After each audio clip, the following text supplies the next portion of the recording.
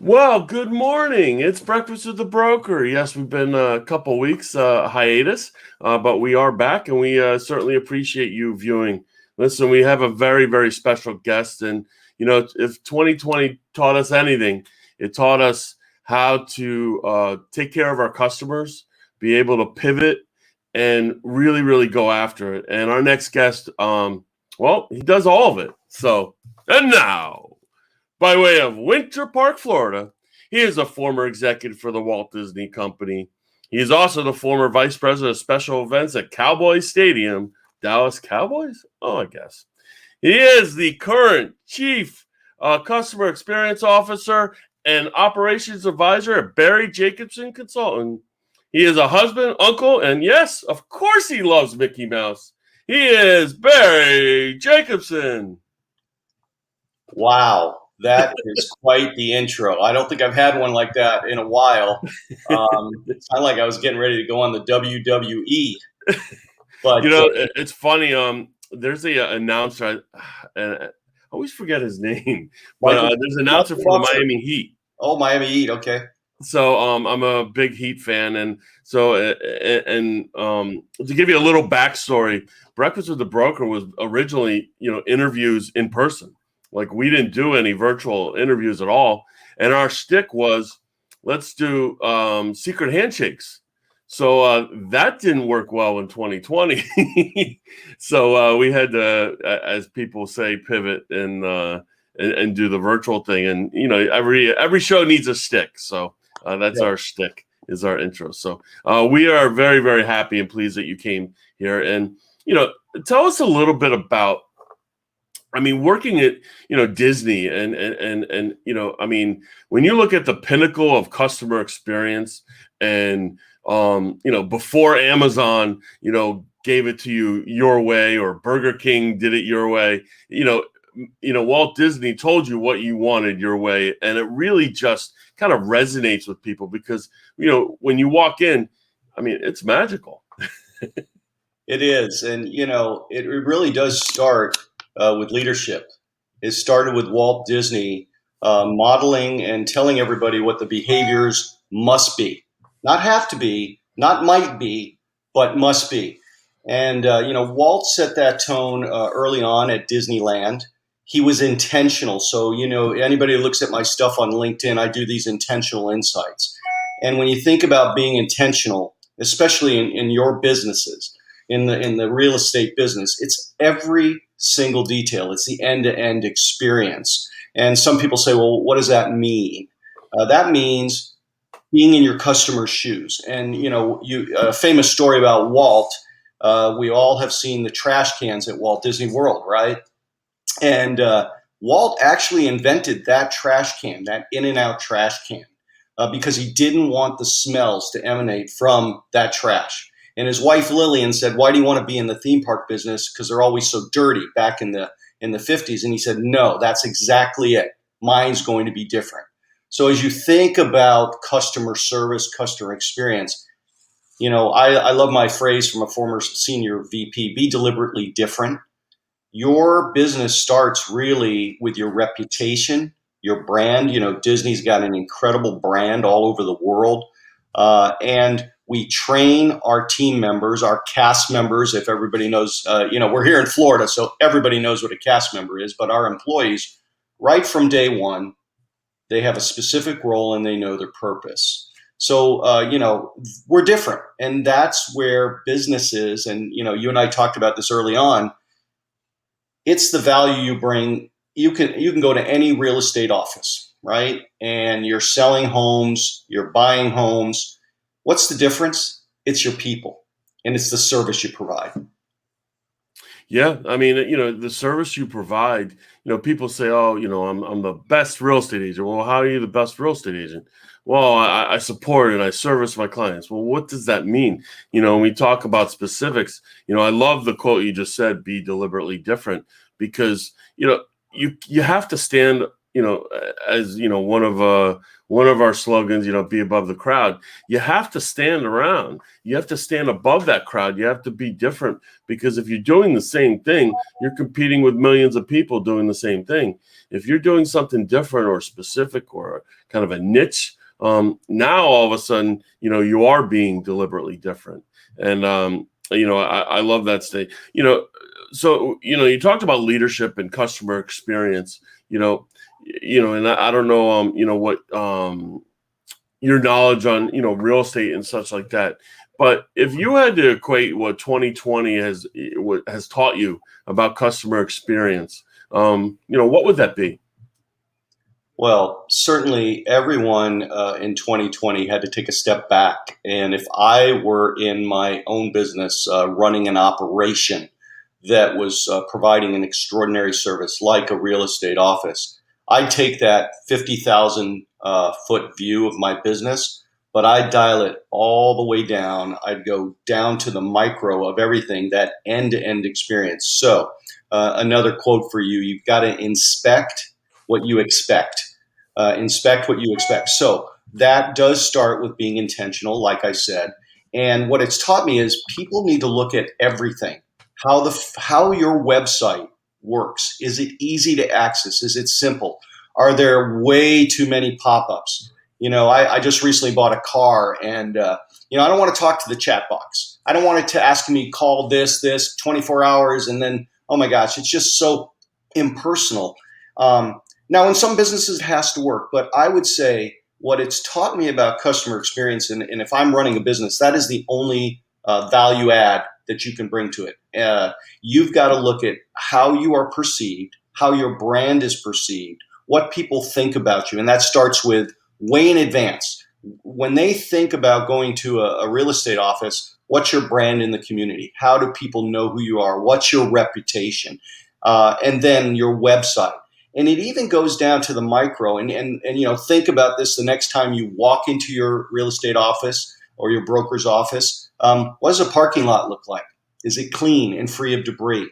What does the front windows look like? Are they clean? Are they shining? What's that first impression when they come in the door? I recently was in a real estate office. I was doing a little benchmarking, and I went inside the door, and the gentleman who was in the reception area had a computer in front of his face. So the only way he could speak to me was to put his head around the computer. It was bizarre. And then when I sat down in his office, he had to do the same because it was facing like on an angle. It's every detail. So as I think about customer experience, it's the differentiator. It's what makes you better than others. Certainly, you can give them the beautiful basket at the end when they do the signing, and you can give them the keychain and all these things. But it's that personality. And so when I think about your business in particular, it's relationship business. It is your personality, your care, and how you work with every single one of the people. And you've seen my website. It's building the customer experience one magical interaction at a time. But imagine how you feel as on the other side of the table, or when you're walking through. That's your only moment in time to do that personal connection, to listen, to spend time with that people. We're all attached to our phones, bzz, bzz, bzz, going off, and if you say, "Oh, excuse me, I got to get this," boy, you've lost it. So you've got to spend that time. So when I think about it, the customer experience, that's I live it and dream it every day, and I'm passionate about it. Yeah, I mean, when you look at, you talked about buying a car. I just bought a car for my daughter who's turning 16. And, and the funny thing is as you said, I don't want to be in a chat box. I did. Like, I wanted to be in that chat box, because it was like, you know what? I don't want to have to go through the whole thing. The process is just so, tiring, exhausting. You got to go here, and then they make you test drive, and they take your ID, and they do all this stuff that isn't what I want. Now, maybe what you want, but it isn't what I want. I want to be able to, I know by the time I'm going into someone's place, a dealership, I know what car I want. I know how much it should cost. I know everything about that car. I don't need to test drive it. We were in and out of there in 10 minutes. So and you know what? You brought up an excellent point. I love this. So, what is the reputation of working with a car dealership? We all have that same opinion. Oh, it's such a pain in the neck to buy a car. Conversely, think about your business, right? What does your brand in the universe represent? Is it difficult to buy a home? Is it difficult to sell a home? You hit it perfectly, because I will totally agree with you. I did my research. I went everywhere. The other thing is, the same dealership I deal with, this is the other thing. So you have many RE/MAX brands, right? Consistently across the RE/MAX brand, and if you're another broker listening or real estate organization, consistency, okay? How do we treat our customers at every single business? Is it the same? Is it friendly? Is it consistent? So same dealership, one in Orlando and one in Kissimmee here. And I said to the gentleman, here's what I want. I want a grid. Tell me what the car costs. Tell me what the financing is at this percent, and this percent. And tell me, if I put $5,000 down, what's it going to be? One dealership. Same owner. The other one, well, no, we can't do that. You got to come in. You got to talk to us. So it's the same dealership. So as I think about, there's a thing I talk about, the 6 C's. It's care about your customer. And it really also means care about your employees. Make sure they're trained. Make sure they have the tools to do their job. Make sure they know the expectations every single day that when they have to come in, what they're supposed to do. Communicate. You got to communicate, and you got to over communicate. And that means every morning, good morning, everyone. What's our day look like? How are we doing? And at the end of the day, yeah, man, we did great today. It was a wonderful day. Coach. The hardest part of being a leader is coaching. You don't want to tell somebody they're not doing the job the way they're supposed to do it. However, if you bring clarity to the role, if you tell them what the expectations are, and that goes back to the communication, they will know what to do every single day. Collaborate. You got a lot of smart people working with you, right? Collaborate. Ask them, what do we do? What can we do better? What are the things that we're doing today that are those linchpins that cause us issues as an organization to be successful? And then calibrate every day. Well, this went well. This didn't go well. We should be working on a calibration of excellence every single day. And then celebrate, right? Celebrate your successes.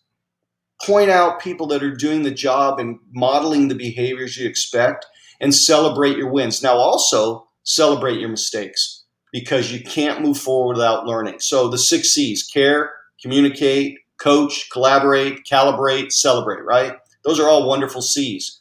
But if you don't do it consistently, then you fail. So if you think about Disney, and you mentioned in the beginning, day in and day out, we deliver the same thing. And that's because we have a common purpose. Yeah, no, and the funny thing is, as you're going through it, right? Our assumptions or our past experiences with car dealerships, bring in like that angst and anxiety, right? And it's probably very similar to real estate. It's probably very similar to, I got to buy a home. Yeah, it's exciting, but what will the financing look like? So I guess it's, our job and obligation, if you want to go ahead and deliberately be different, you must go ahead and put together a customer experience like no other, that's going to be different, that's going to explain and manage the expectations of that consumer, so you're going to build those relationships in the long run. And one of the things I always think this is funny, because everyone's different, right? And that's why I think when you look at Amazon, Amazon has done so amazing, because they give you what you want, when you want, how you want it, how you want to pay for it, whatever it is, they're giving you exactly the way you want it. And, whenever I walk into Disney, like, we use the term magical, right? You feel magical, right? My wife does not feel magical. She feels anxiety. She feels there's other people's kids around, and I want out. big crowds, long lines. I like nothing about it.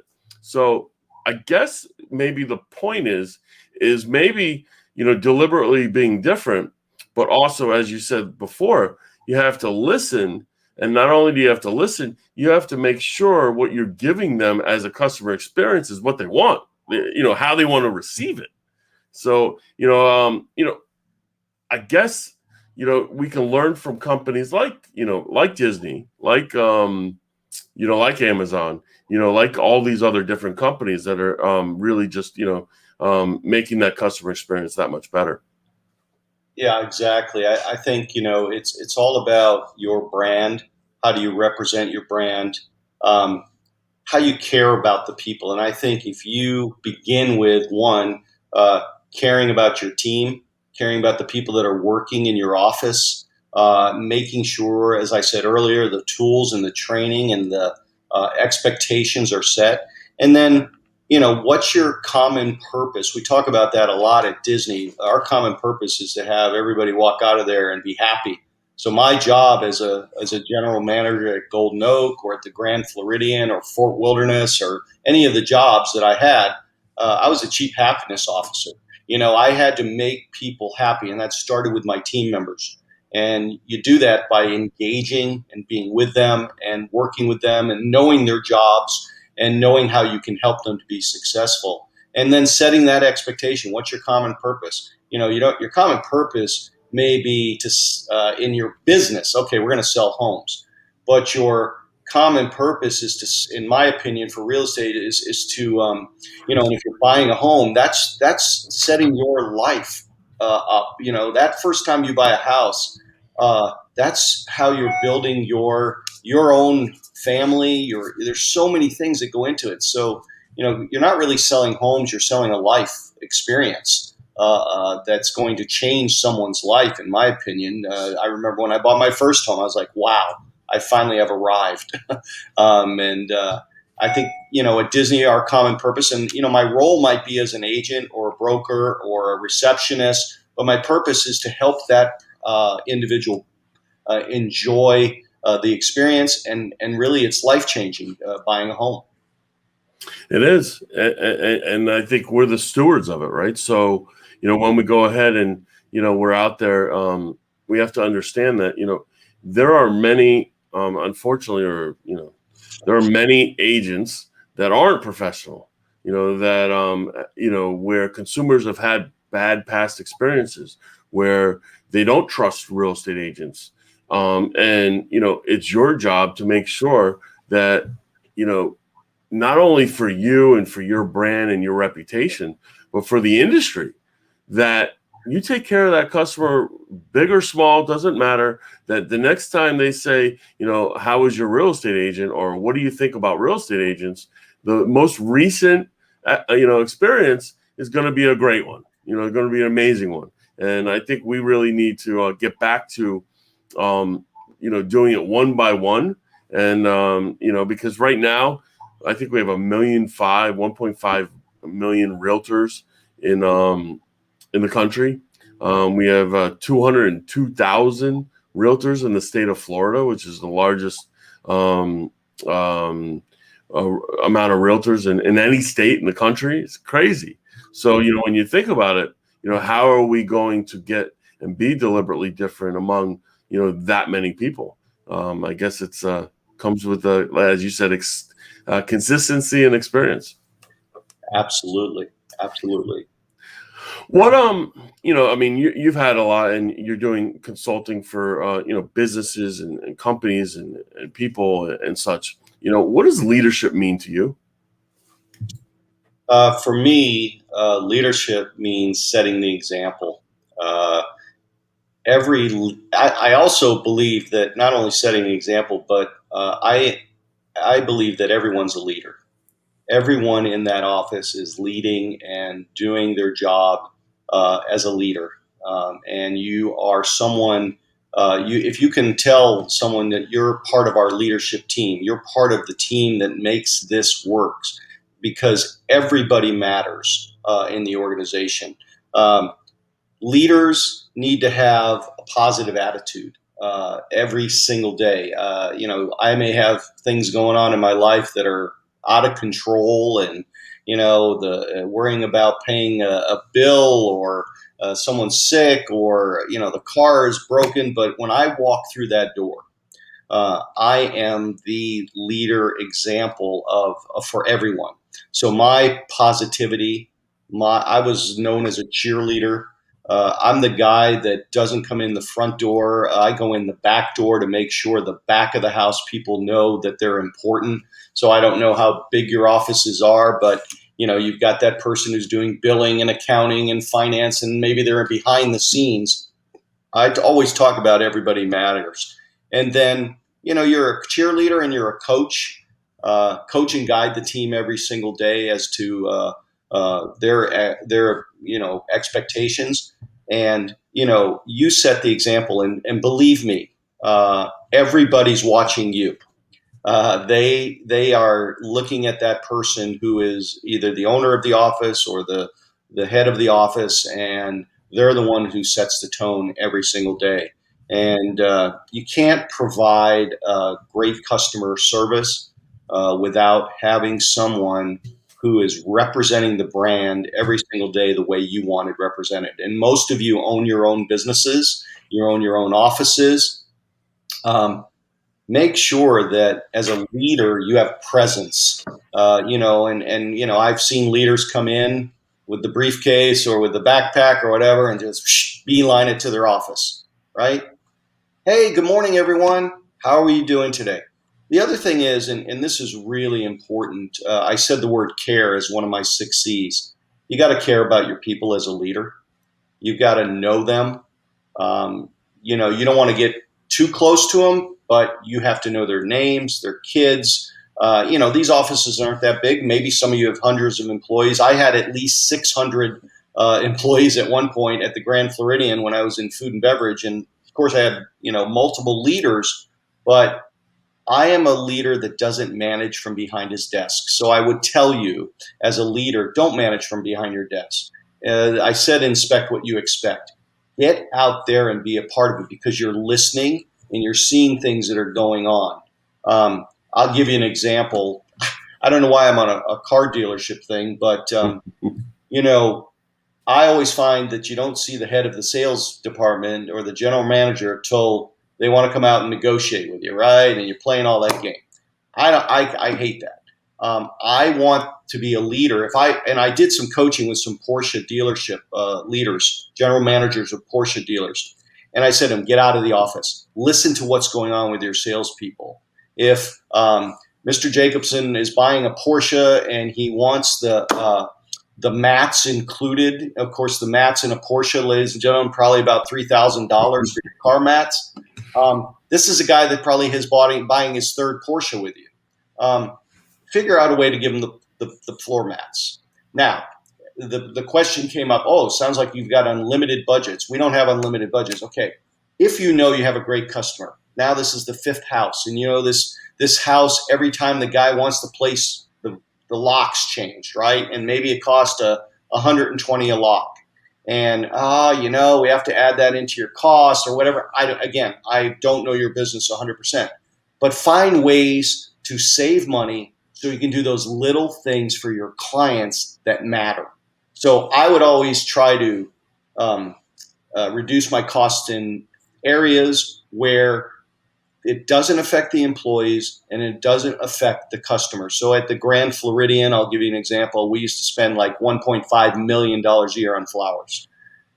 I said, oh gosh, that's a lot of money. So I met with the florist and we got rid of a lot of the roses. You never would know. The flowers are still gorgeous.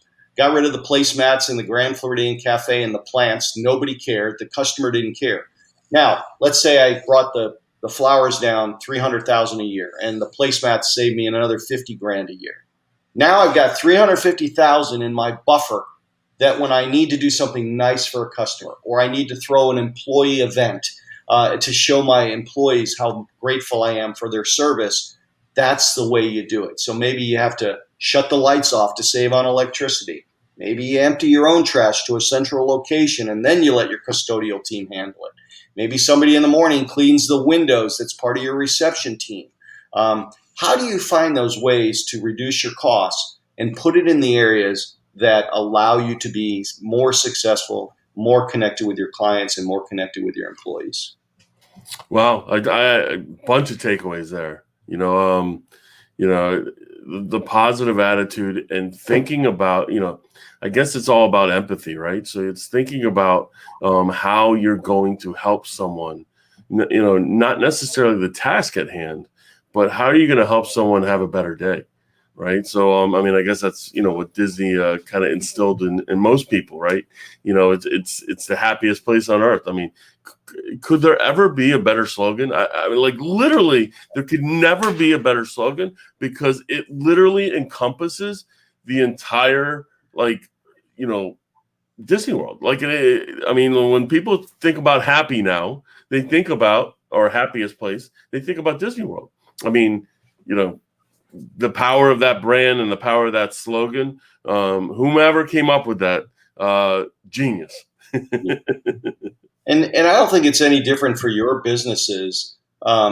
It's your brand. It's who you are. So you want every single client, every single home buyer, every single seller to say, my gosh, that was an amazing experience. I worked with this team.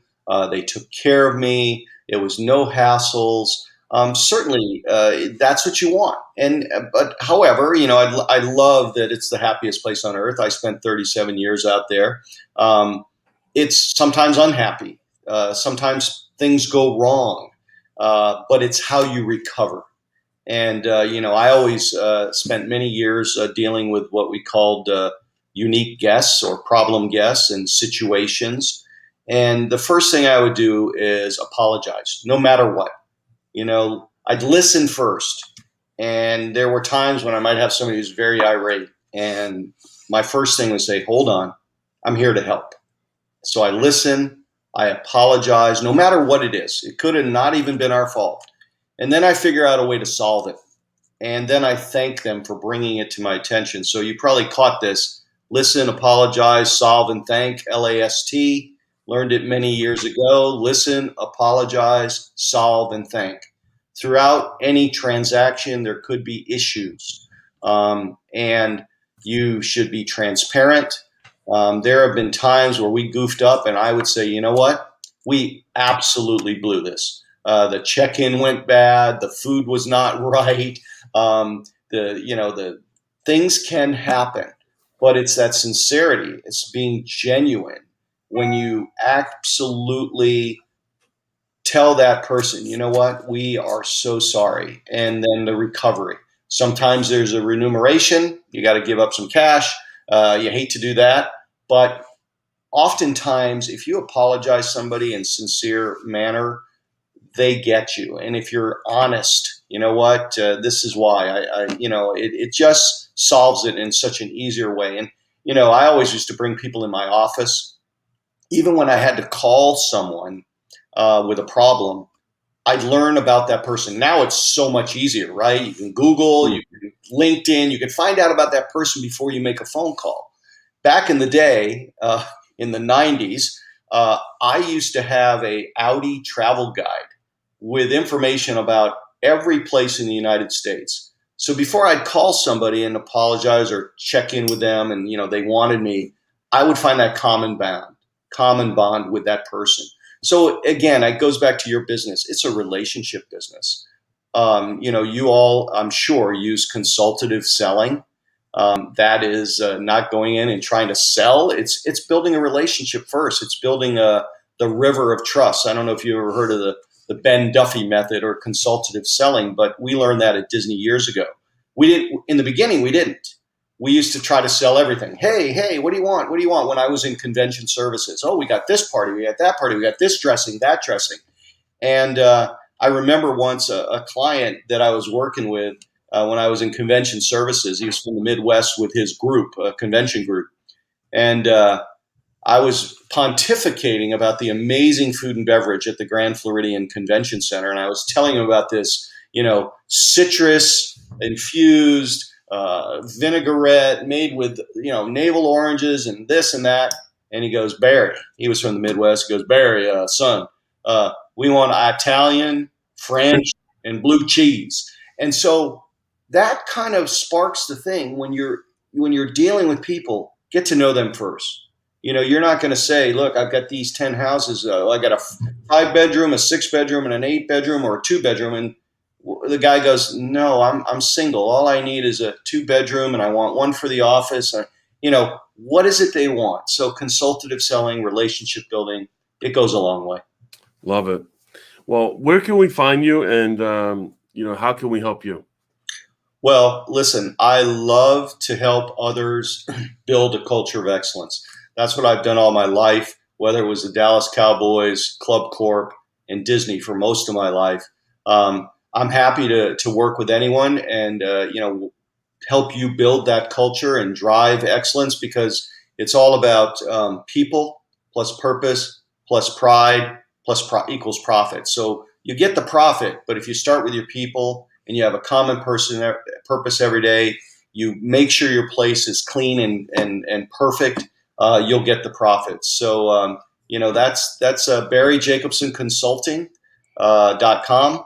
That's my business. I'm passionate about it. I think that customer experience translates to any business. It's not just about the happiest place on earth or Mickey Mouse or that brand. And that has been my passion all my life, to help others drive excellence, which ultimately gets great returns in their business. Awesome. So I always end the interview with 2 questions. One is, what is your favorite all-time streaming series, through Netflix or Hulu or whatever? And what are you currently watching? I am an all-time big-time fan of The Sopranos. Awesome. But Schitt's Creek was pretty darn good. We just finished a series called The Five that was an amazing series. And we just started Mosquito Coast, which is out, and we're watching Mayor of Easttown. So you asked me a lot of questions, but my wife and I, every night, because we're empty nesters now, our daughter is coming home from college for the summer, but around 7 p.m. every night, we're hitting those TV shows. But Sopranos, I would say absolutely The Five was an amazing show. The Five. Awesome. Well, thank you very much, Barry. I really appreciate you coming on. Listen, we learned a lot. I mean, we learned about, listen, apologize, solve, and think, as the last acronym, the 6 C's, deliberately being different. And we certainly learned a little bit about you and leadership and consulting. And I can't thank you enough. Thanks for the story on Walt as well, because it's something I'm passionate. I am a big time Disney fan, even though I don't get to Disney as much as I would like to. I think it's an amazing place. So thank you very much, Barry. And if anyone would like some of his consulting services, he is amazing. Barry Jacobson Consulting.com. Is that correct? Yes. All right. Well, thank you so much. Have a wonderful week, and we'll speak to you soon. Breakfast with the Broker every Tuesday at 9 a.m. Talk to you soon. See you next week. Bye. Bye.